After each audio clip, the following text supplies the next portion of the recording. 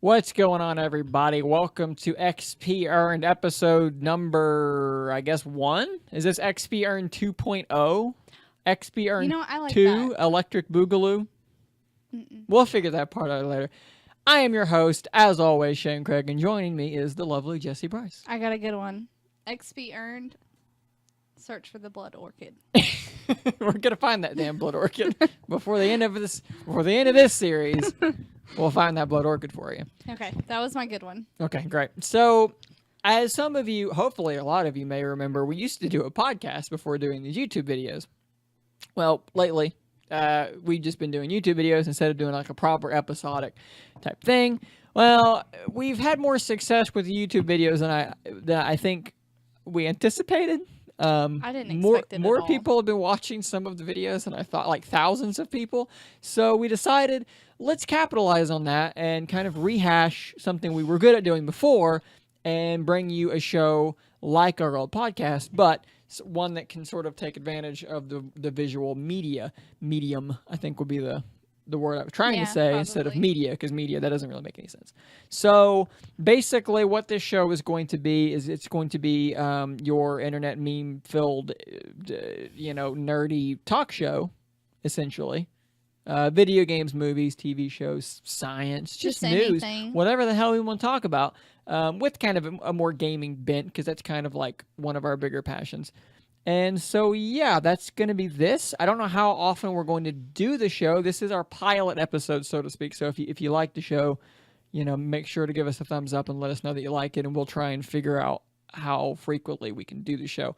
I would imagine now maybe every 2 weeks, maybe once a week at the most frequent, because I just don't think we have the time or energy to do it any more frequently than that. So, we do both work normal day jobs. So, yeah, so without further ado, we're going to introduce a segment that we basically started doing on another YouTube thing, basically, and we're going to kind of roll it into this. It's a segment where we look to Google Trends to see what's going on in the world, and I think it'll be a good way to get the ball rolling and to start this show. So basically what we're going to do is we're just kind of look at what's trending here and see if anything jumps out at us. And one thing that I'm not seeing here is kind of one thing I wanted to talk about. There's the Ripley's Aquarium. And Dolly Parton came Dolly up. Parton, yeah, and that's kind of what I was expecting to see. There's Gatlinburg. For those that don't know, we live in Knoxville, Tennessee, which It's about 45 minutes away from Gatlinburg. It's close enough that our skies have been full of smoke for the last month and a half. I think it's been longer than that. It's been a good while that our skies have been hazy and It was actually smoky. the morning of the election day. Okay. We woke up wow. and went out, and there's just smoke on the wind, yeah. and it was very apocalyptic, which definitely matched my mood. And it kind of stuck around for a very long time.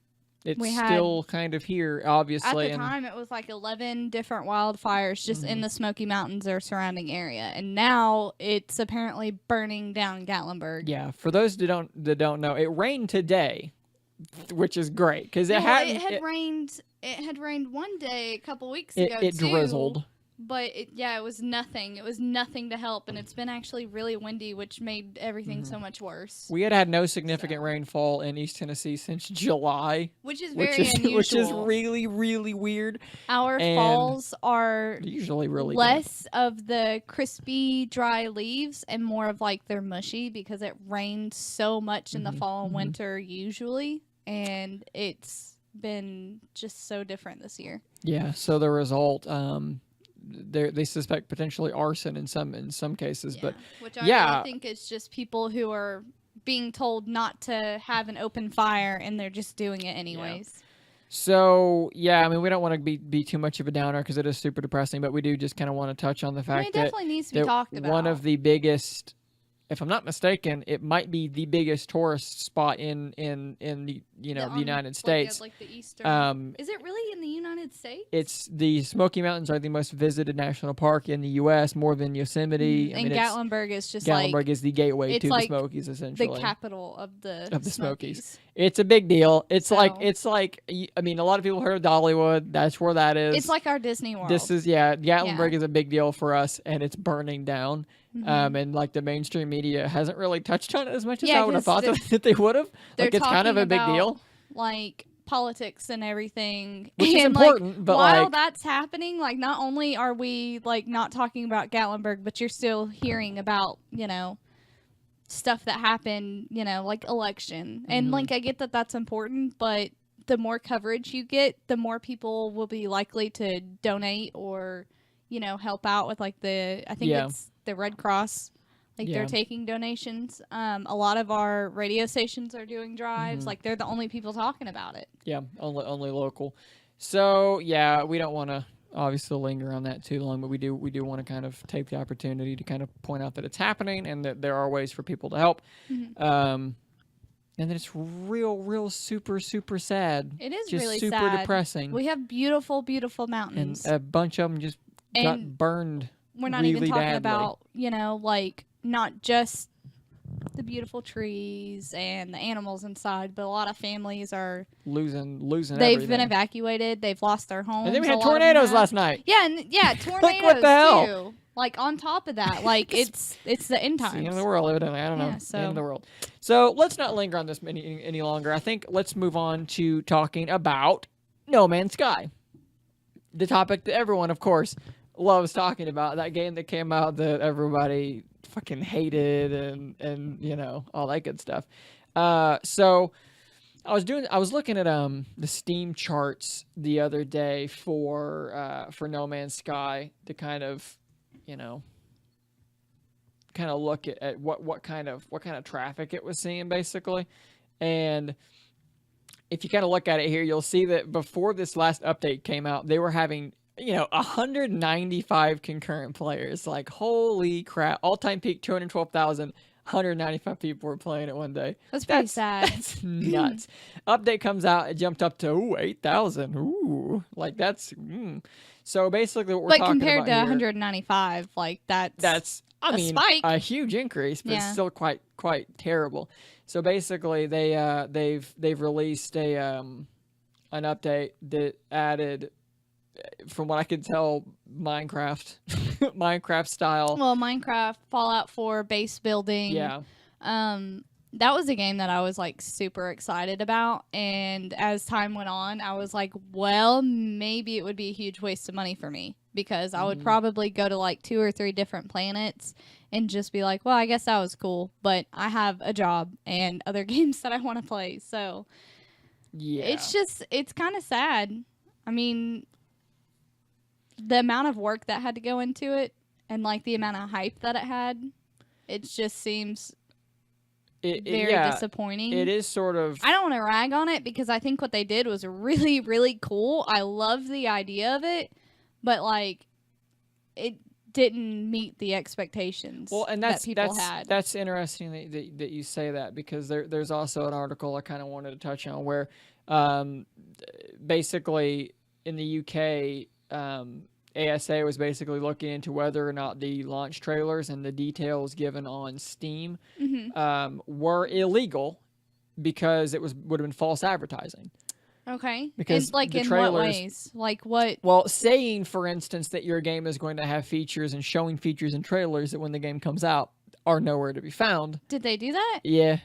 Animals what are some of the features? Well, I mean, like online multiplayer was the big one. Okay, that ended up not being a thing. That's just not a thing you can do, even though they explicitly on many occasions said that you would be able to. And they've tried too, and I think what it is like you just don't see the other person. It's just not there. Like, yeah. Like they're, which, by the way, trying to be in the same place at the same time to do it apparently was super difficult. Well, and then when they got there and both people were where they were supposed to be. When it was even different times a day for them. Yeah. Like the time wasn't even and syncing up right. They weren't on one server. Mess. Yeah. Exactly.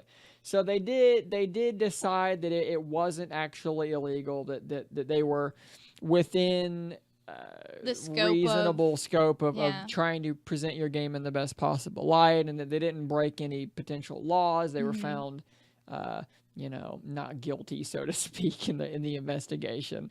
So between that and this, these new features, these base building features that are supposed to be, dropping, we did see a spike in players.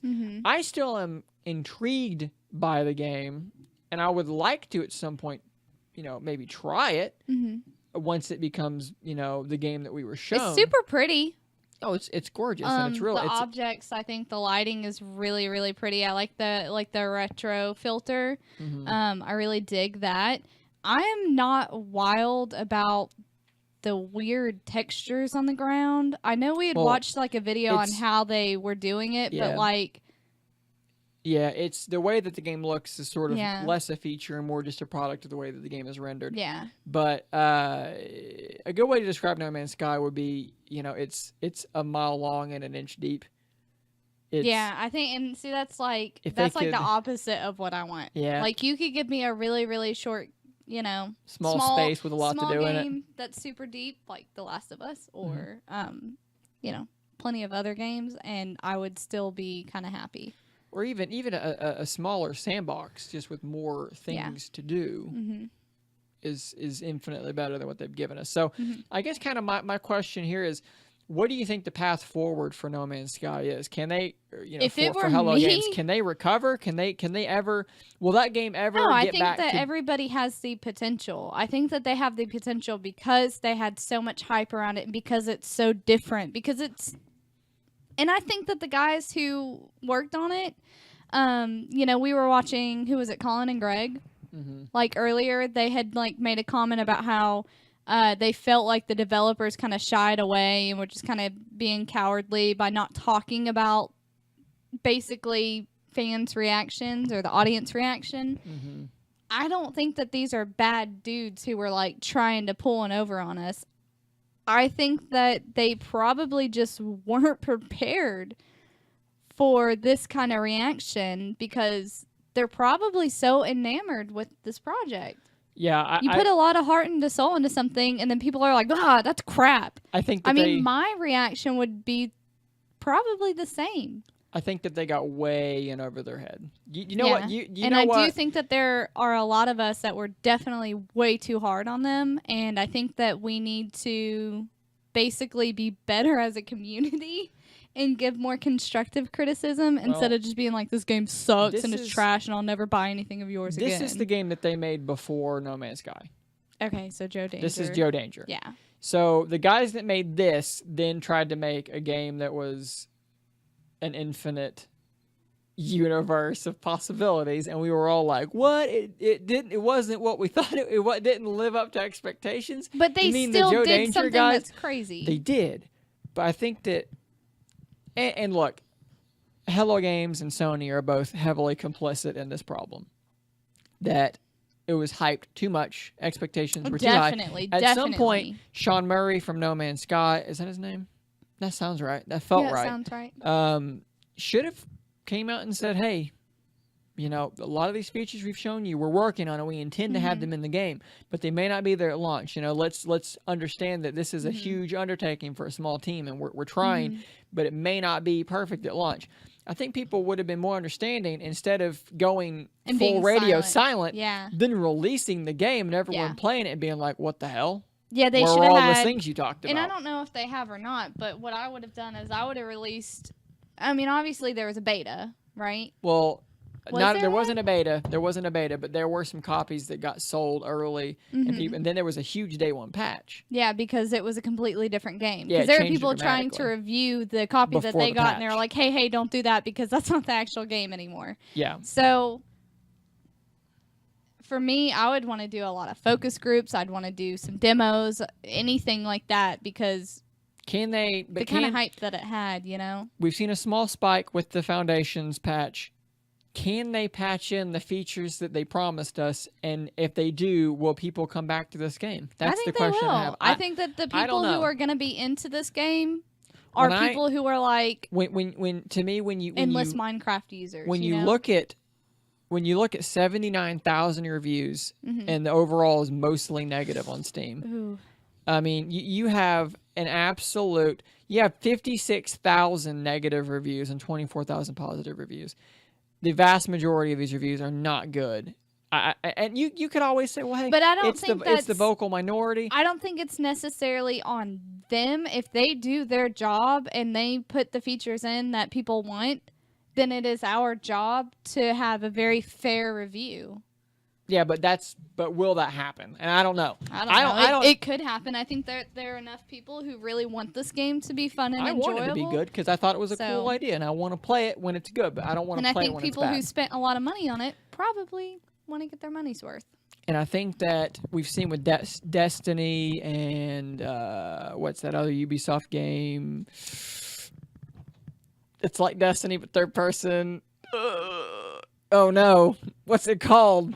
It's a third person game, and it's like a loot shooter. The Division. Whew. It's gonna look like an idiot there for a second. Those games have kind of shown us that people are willing to, especially Destiny. Like vanilla Destiny was not good, and then people waited, and then it got fixed and added a bunch of features, and now people love Destiny. So maybe. I don't know. Yeah, I kind of think that there's... I look at No Man's Sky and it reminds me of Destiny, and I did not care for it. Destiny, that is. But you know, there are people who did. I just worry that there's so much ill will and so much vitriol towards Hello Games and towards No Man's Sky that even if they did fix it and make it exactly what they said it was going to be, I worry that people would give it the time of day. Maybe I'm wrong. Yeah. But we'll see, because I mean they're going to clearly keep working on it because they've got so much money sunk into this game at this point that they have no real choice. I mean, what are you going to do? You have two options: you try and fix the game and try and make it this redemption story, or you cut and run and you hope that if you cut and run and change the name of the studio, that literally anyone's going to ever buy your game again. Because if Hello Games just said bye and then changed their studio to Goodbye Games and then released a new game, everyone will be like, hey, that's the No Man's Sky guy. I'm not buying your game. You know, you made a shit game last time and never updated it. I hope for the best for them this because is the only shot they have. I want everybody to have the opportunity to, you know, basically build their dreams and keep putting out games. And I think what they did was kind of like a giant experiment if you think about it. So let's move on to something else. What do you want to do? You want to hit your topic? Yeah, definitely. Let's roll. I mean, because it kind of made me think about it too. The base building aspect in No Man's Sky made me think about Fallout 4, which made me think about the mods that are available now on PS4. And how those are also a huge disappointment in my opinion. Like I said, this is just my opinion. I'm glad that we have the ability now, but I think that PS4 is, or not PS4, Sony once again is just kind of not doing it right because these mods are weak and there's nothing you can really do about it. And let's specify we're playing on PlayStation 4. Yeah. Well, that's what I said. I said PS4. Okay, sorry. So, I was the reason you found like a screenshot. I was looking at the one mod that you found that you did like, which is great. It makes it green. It makes it like not shitty and ugly. Honestly, I had before I even like you have to like sign into Bethesda. Well, because this is the only game I plan on modding. Right. And I would rather play it on PC, but I'm not about to spend another $60 on a game I already have on like 2 consoles. Yeah, we've been there, done that. I don't want to do that again. I don't want to buy it again. Plus, I have all of my trophies and everything. So what I did is I watched a video, and I can't remember who it's by, but he has a lot of Fallout 4 videos. And he basically had a ton of suggestions on the mods that you should get for Fallout 4 on PS4. And I actually ended up going with a different one because I think that he was looking up ones that were already out for PC. And this may be before, I think it was before they were even available. Like, they hadn't even been released yet. So he was looking at mods on PC that everyone thought you were just going to be able to use on the console version. Foolish. How naive. And so, basically, there are no external assets, which I knew very little about. Which rules out pretty much all the good ones. Yeah, and here's the thing, too, is like the only thing I wanted to change about Fallout was I just wanted some fucking color in the game. Like, I want seasons, which I think, first of all, Bethesda should have done better. Because brown all the time. Have it be in fall. 24/7, and, like, I get 365 that it's brown. supposed to be a wasteland. Brown. But there are people who are spending just hundreds of hours in this brown. world, and it's disgusting. It looks like shit. That was one of my biggest complaints about Fall 4 and I and didn't 3 agree and with New you Vegas. at first. I thought it was beautiful until I put 50-something hours into it, and I was like, you know what? Visually uninteresting. Yeah, like, the most exciting part to me is when there are radiation storms, because I'm like, oh, it's so pretty. Oh, look, there's a color. Look, it's not green. Brown. Oh, I forgot about green. All I've seen is brown. There were 3 mods that he suggested. The one, what was it? It was A Touch of Green. Mm-hmm. I can't remember who made it. I was totally gonna tag that in it. We'll release something on Twitter. I'll put out like a broadcast or something, because I did get some. I did get a broadcast of it, but I just didn't save it. Mm-hmm. The other one was Springtime in the Wasteland, I think, which added, grass and flowers and stuff. And then the other one had something to do with settlements. It was like a cheat box or something that gives you like endless amount of like building materials. So I didn't find A Touch of Green. I found Simple Green by Andrew CX, I think. Yeah, that was the name. And it was beautiful. So I got that one. I got Trees with Leaves or something like that. I got what a concept. I know. I got trees, grass, and then I think a companion mod basically that allows them to hold more stuff. Okay. And I was like, just by using that. Oh no, I also got Sanctuary Hills pre-war. That one is amazing because it gives you Sanctuary Hills basically before the bomb goes off. And if you're watching this, like it just looks gross, Mm-hmm. So I spent like maybe 2 hours on an alternate character profile I had just cleaning up all the dead grass. There's I spent hours just detailing that freaking settlement. Mm-hmm. And it was great and everything, and I really like the mods that I used. I think it made the game beautiful, but it messes with trophies, so I don't want to use it on my main character because I'm still playing the DLC and I still want trophies and achievements and all that. And everyone's like, oh, well, we want a nude mod, or we want to bring in new hairstyles or new clothing, and you can't do any of that because you're working with what's there, and what's there is not a fucking lot. No, it's the game. You can only tweak things around so much, and the fact that Sony's they've put a limit on how big the patches can be, and like you said, they say no outside assets. And a lot of it is because they're censoring nudity too. Like in our Watch Dogs 2 video where we laughed endlessly at naked men in beanies. Yeah. Sony went from being like, yeah, we're the cool guys. We're with the gamer. We're cool. Mm-hmm. Like put on sunglasses, we're cool now. And now the last 6 months they're like showing it. But only small mods for Bethesda games and no outside assets because we don't want you looking at any boobs or anything a little weird. And that to me is probably what pisses me off more than anything else because it goes back to the Watch Dogs thing. That guy should not have had his account suspended. That is so bullshit because it was already there. Don't post a screenshot of a thing that's in the game that we approved to have on our system so you could buy it. What was it? Was it The Order with the nipples? Mm-hmm. What was that game? The Order 1886. It's already in the game, and there's a rating, and we're consenting adults on social media, which also has, a rating. You have to be at least 13 to be on most social media sites. Mm-hmm. Oh, and so we're all agreeing when we go on Twitter and when we go on Facebook or whatever, what have you. We're all agreeing that we might see some shit. Yeah. So... And how is that his fault? It was in the game that he bought for your system that you approved. The ESRB said it was okay. It was rated. I don't see what the problem is here. I don't even look at the PlayStation as being like a family console. Who fucking? It's just it's so and if you're worried that a child might see it, well, watch what your kids are doing. It's up to you as a parent to supervise your child. Yeah, that is on you. So okay. I do want to very quickly say on our Watch Dogs 2 reaction to the nudity thing, we've gotten some comments of people saying that. A lot of negativity. I think now a lot of them were not negative, but there were like one or two. Like one in particular, where someone said like only immature people and children would laugh at this. Would and laugh it's like, at this. Okay, let me just say something. But it's funny. If you're telling me, that only a child would laugh if they saw a fully nude man wearing a beanie just strolling down the street. Doo-loop-boop-boo. Okay, if that universe you live in, only a child would think that's funny.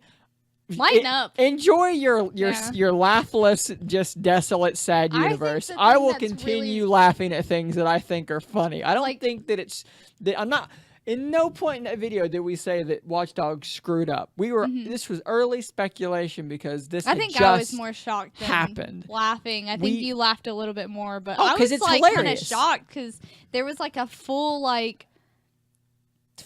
modeled vagina with like hair and everything, and like just kind of like splayed out. And I was just like, ugh. Look, we understand that the game was rated M, that it said there'd be nudity in it. That's fine. But the fact of the matter is, we follow games. Nowhere had we seen any of this in the reviews. So this was going to be a thing. So one, it surprised everyone, not just us. Everybody was talking about how they surprised they were. One of the key things of humor. And we didn't know at the time of the video that it was intentional until afterwards, until Ubisoft said, yeah, that's part of the game. We'll patch out the really graphic one. Sorry. So, that's all I want to say about that. That we didn't know the details. It had just happened. No one did at that point. And two, if you don't think it's funny, sorry, you don't have to. I still think it's fucking hilarious. Well, that's like the nipple thing in the order. But the funny thing is, like, they censored out the nipples themselves. No nipples. And, like, that is really weird to me. That is so weird.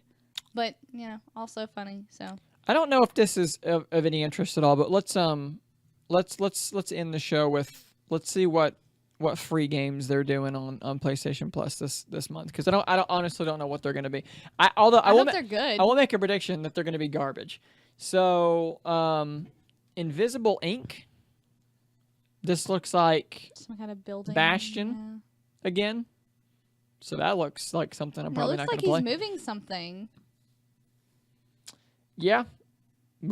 This is Transistor, right? Or Bastion. Those are the games that look just like that. Bastion. Okay, Transistor so is a little bit different. Now that's pretty.